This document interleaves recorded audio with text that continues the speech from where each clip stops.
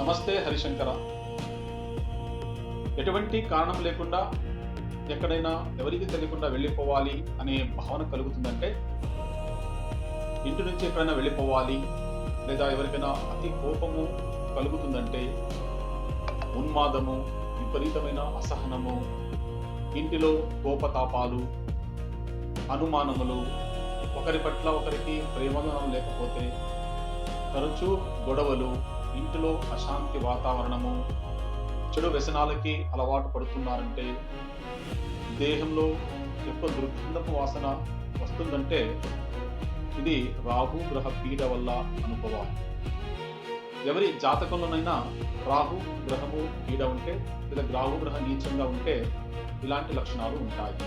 లేదా ఇలాంటి లక్షణాలు మీకు కలుగుతున్నాయంటే రాహు గ్రహ పీడ వల్లని అనుకుని మీరు ముందుకెళ్లాల్సి వస్తుంది. ఇలాంటి సమస్యల నుంచి బయటపడాలంటే ఆరుద్ర నక్షత్రం రోజున ఈ తంత్రము చేయాల్సి వస్తుంది. నెలలో ఒకసారి ఆరుద్ర నక్షత్రం వస్తుంది.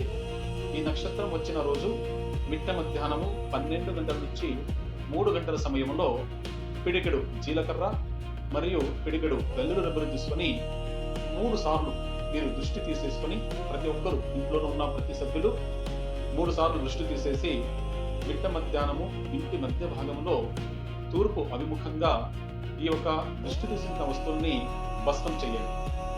ఇలా అందరూ చేయడం వలన వారికి ఉన్న రాహు గ్రహ పీడ సంపూర్ణంగా తొలగిపోతుంది.